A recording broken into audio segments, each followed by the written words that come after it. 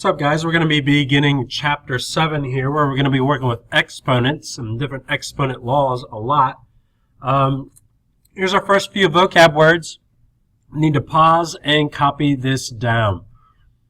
So let's take a look. 0 as an exponent. It says for every non-zero number, a, that number raised to 0 equals 1. That's going to be the case for no matter what the number is. 4 to the 0 equals 1. -3, notice that there's parentheses around there. That's going to be important. Raised to the 0 is 1. 5.14 raised to the 0 is 1. And it works for variables. This example right here, a to the 0 is 1. Negative exponent says for every non-zero number a and integer n, a to the negative n moves that to the bottom of the fraction and then makes the exponent positive. Make sure you copy this down. It changes the exponent to positive. In other words, a negative exponent moves where it is in a fraction. So that couple examples here, the 7 to the -3 is 1 over 7 to the third, or -5 to the -2 moves it to the bottom, and it's 1 over -5 to the 2. And again, be very, very careful with those parentheses and make sure that you have those. Here's our daily phony. 2 fish are in a tank. One says to the other, how do you drive this thing? I love a good pun. All right, so simplifying powers. What is the simplified form of each expression? The simplified form, if something's being asked to simplify it, you're not writing it with exponents. So for this first one, it's going to be 1 over 9 squared. But if I could simplify any of these powers, I need to go ahead and do that. So this means 9 times 9, which makes that 1 over 81. That is the simplified form of that. This is a number raised to 0. And any time a number is raised to 0, it's automatically 1. So that's pretty simple here, right? The negative exponent moves it to the bottom, simplified over 1 over 81. This is to the 0. Anything to the 0 is 1. So here's a few for you to try. Go ahead and pause. The answers will be up in 3, 2, 1. All right, so that's what I got right there. Check yours against mine. If you made mistakes, go back and try to find it. Moving right along. All right, so simplifying exponential expressions says what is a simplified form of each expression? This is, first of all, you need to remember that these exponents go just to the number that they're next to. So this right here is separate from this, is separate from this. This says 5 times a cubed times b to the -2. So this is moves this b to the bottom so that it's 5a cubed. And then the b goes to the bottom and then becomes positive. So that's 5a cubed b squared. These stay the same because their exponents are positive. There's an assumed exponent of 1 with that 5. All right, let me erase that, make it a little easier to see. There's an assumed exponent of 5 with that, or exponent of 1 with that 5, and then the 3 is positive, but the b is negative. So it's just the negative ones that move to the bottom. Over here, if I have a -1 in the bottom, then it moves it up to the top so that this becomes just x to the positive fifth. All right, so that's all you're doing on these is just knowing where to move them.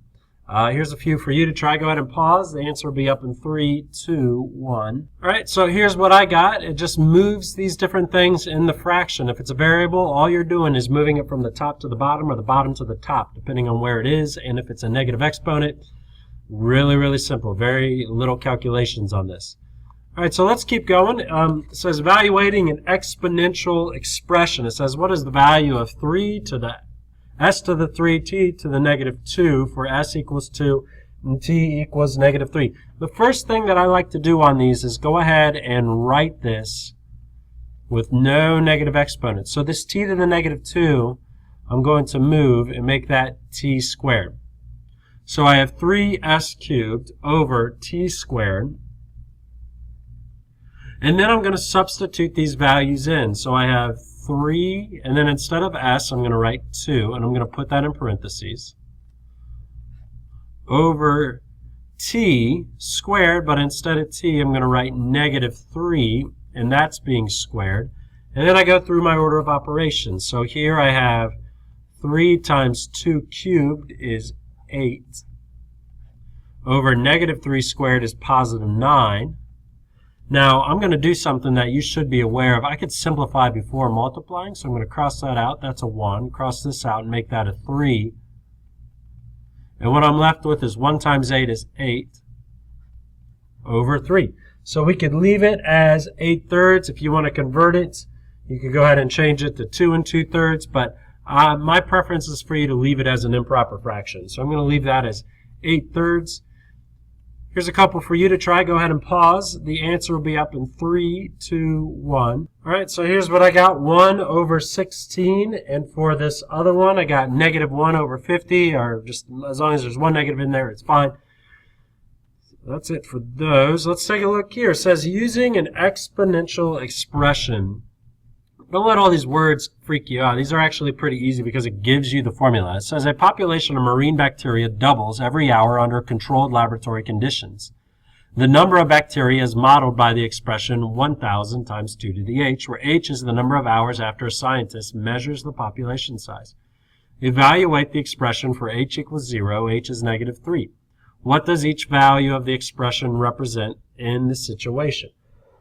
Excuse me. So let's take a look at this first one. I have 1,000 times 2 to the 0. Well, 2 to the 0 is equal to 1. So that's 1,000 times 1, which equals just 1,000.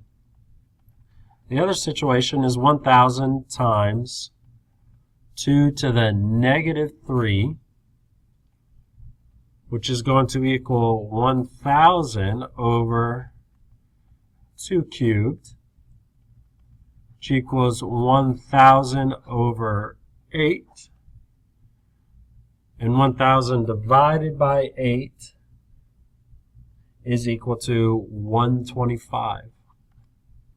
All right, so 125. So here are these two numbers. It says, what does each value, the value expression represents? The 0 hours have gone by. So this means that the number of bacteria at 0 hours, right then, in the moment, 0 hours have passed. He's got 1,000 bacteria. The negative 3 means 3 hours ago. All right, so 3 hours ago, there was 125 bacteria in a particular population. All right, so that's what we're looking at, is the amount of time that's gone by. That's what the H is represents. So there were 1,000 bacteria at the moment of measuring.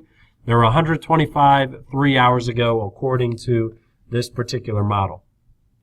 So let's see what's on our next slide.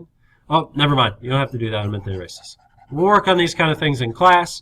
That's it for today. So hope you took good notes. I will see you in class.